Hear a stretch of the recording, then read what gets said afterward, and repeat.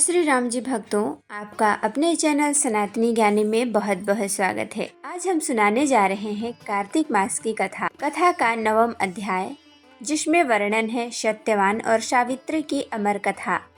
यह कथा केवल प्रेम की नहीं बल्कि धर्म, निष्ठा और अदम्य साहस की कथा है। बहुत समय पहले मंद्र देश में राजा अश्वपति नाम के राजा राज्य करते थे। वे बड़े धर्मात्मा, दानी और सत्यनिष्ठ राजा थे, परंतु उन्हें कोई संतान नहीं थी। राजा और रानी ने वर्षों तक भगवान सावित्री देवी की कठोर तपस्या की। उनकी भक्ति से प्रसन्न होकर देवी सावित्री स्वयं प्रकट हुई और बोली, राजन, तुम्हें एक तेजस्विनी कन्या प्राप्त होगी जो अपने तेज से संपूर्ण पृथ्वी को आलोकित करेगी। समय आने पर वह राजा को एक दिव्य पुत्र की प्राप्ति हुई। उसका नाम रखा गया सावित्री। सावित्री बड़ी होकर अत्यंत रूपवती, बुद्धिमती और धर्मपरायण हुई। उसकी सुंदरता ऐसी थी कि देवियां भी ईर्ष्या करें। जब विवाह का समय आया तो पिता ने कहा, पुत्री, तू स्वयं योग्य वर का चयन कर ले। सावित्री वन वन घूमती हुई सत्यवान नाम के राजकुमार से मिली। सत्यवान वन में अपने अंधे पिता अदम्य और माता राजमती की सेवा करते थे। उनकी सादगी, विनम्रता और धर्मशीलता से सावित्री का हृदय जीत लिया। जब सावित्री ने सत्यवान को अपने पति के रूप में चुना, तभी महर्षि नारद आए और बोले, राजन, सत्यवान में सभी गुण हैं, परंतु दुख की बात यह है कि वह केवल 1 वर्ष और जीवित रहेगा। यह सुनकर सब स्तब्ध रह गए। राजा अश्वपति ने कहा, पुत्री, तू दूसरा वर चुन ले। पर सावित्री ने दृढ़ स्वर में उत्तर दिया, पिता, जब एक बार मन में निश्चय कर लिया तो मैं बदल नहीं सकती। सत्यवान ही मेरे पति हैं। सावित्री विवाह के बाद अपने ससुराल गई। वहाँ वह दिन रात अपने अंधे सास ससुर की सेवा करने लगी। समय बीतता गया और वह दिन आया जब सत्यवान की आयु का अंतिम दिन था। उस दिन सावित्री ने व्रत रखा। 3 दिन तक बिना अन्न जल के भगवान की आराधना की।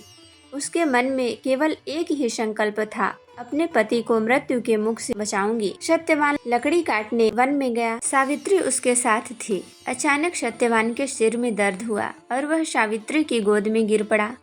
तभी प्रकट हुए यमराज। उन्होंने सत्यवान का प्राण लेकर दक्षिण दिशा की ओर प्रस्थान किया। सावित्री पीछे पीछे चल दी। यमराज ने कहा, सावित्री, अपने पति का प्राण अब नहीं लौटाया जा सकता, तू लौट जा। हे धर्मराज, मैं धर्म पथ पर चलने वाली हूँ। पत्नी का कर्तव्य है पति के साथ रहना, चाहे जीवन हो या मृत्यु।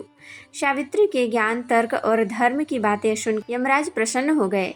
उन्होंने कहा, सावित्री, तुझे एक वरदान देता हूँ, तेरा ससुर अपने नेत्र पुनः प्राप्त करे। सावित्री बोली, धन्यवाद प्रभु, पर मैं अपने पति के बिना सुखी नहीं रह सकती। यमराज आगे बढ़े। सावित्री फिर उनके साथ चलती रही। उन्होंने दूसरा वरदान दिया, जाओ, तुम्हें 100 पुत्र होंगे।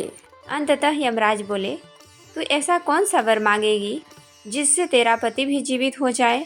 सावित्री ने मुस्कुराकर कहा, हे धर्मराज, मेरे 100 पुत्र तभी होंगे जब मेरे पति मेरे साथ रहेंगे, क्योंकि मैं पतिव्रता स्त्री हूँ। यमराज उसकी बुद्धिमत्ता और पतिव्रता धर्म से प्रसन्न होकर कहा, सावित्री, तू सच्ची धर्मपत्नी है। तेरे पति सत्यवान को मैं पुनः जीवन प्रदान करता हूँ। सावित्री ने देखा, सत्यवान की आंखें खुली।